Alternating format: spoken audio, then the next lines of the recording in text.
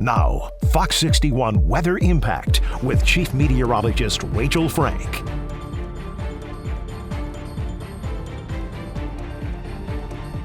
Hi everyone, Fox 61 Chief Meteorologist Rachel Frank here with a weather impact alert for a nor'easter that is moving through the state. We are not concerned about flooding caused by rain with this storm. It's going to be more about the wind and the coastal flooding issue. So let's start with the rain. Again, get that out of the way. We're expecting a pretty widespread 1 to 2 inches across the state because it has been so dry lately.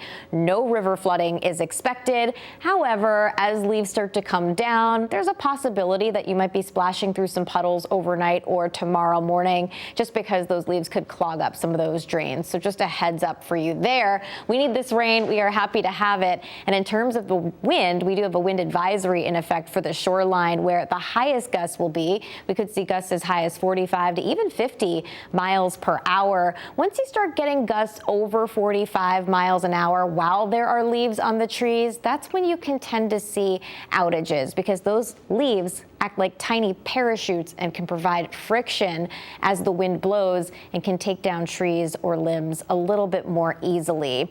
Gusts inland, this is more like a windy rainstorm for you. Gusts generally will be 30 to 40 miles an hour. The lowest wind gusts will be in the valley locations. The highest wind gusts may be in the hills that have eastern facing slopes. If you're facing east, there could be some gusts close to 45 miles per hour for you. And the highest wind gusts will be overnight tonight and into tomorrow morning. So I think around or after 2 a.m. through about lunchtime. So here's a look at wind gusts as we head through the day tomorrow. Again, noticing they're high in the morning and it's still blustery in the afternoon, but the winds won't be quite as high, have that higher end potential as they will in the morning. Again, for a lot of inland areas, wind is not an issue, but for the immediate shoreline, there could be some scattered outages and maybe a few in the hills too. But for most of us, the outage threat is fairly limited. For your coastal flood threat, this will be during high tides, heading into the overnight and also during the day tomorrow. Water levels could come up 1 to 2 feet higher than they typically do during high tide.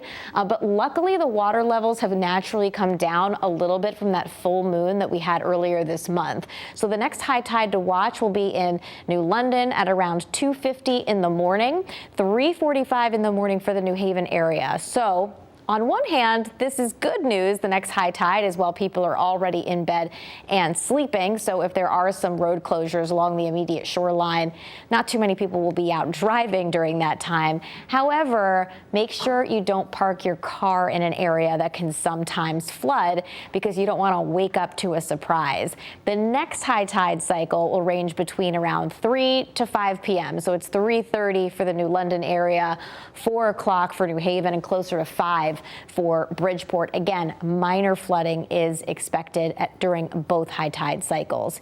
Here's a look at that rain. Again, it could really come down for a while through the overnight hours and towards daybreak. It is a wet and windy morning commute tomorrow. That steadier rain that we have out there in the morning does taper to often on scattered showers as we head through the afternoon and evening. There could still be a few heavier downpours kind of mixed in there, but I do think that we get most or the bulk of our rain overnight and through the morning tomorrow, and this rain will be gone by the time you wake up Tuesday morning.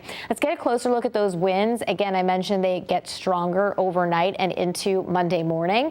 The highest gusts, noticing you're seeing them light up here along the immediate shoreline and also in the hills. So those will be the two areas that we will be the most concerned for some hit or miss down trees or power lines. And notice that the wind gusts are far lower in the valley locations than anywhere else. You would not even know that those winds were gusting higher in other parts of the state if you are watching us from Hartford. Heading into Tuesday, it is cloudy. It is still breezy, but at least we're in the process of drying things out. Here's a look at your 7-day forecast.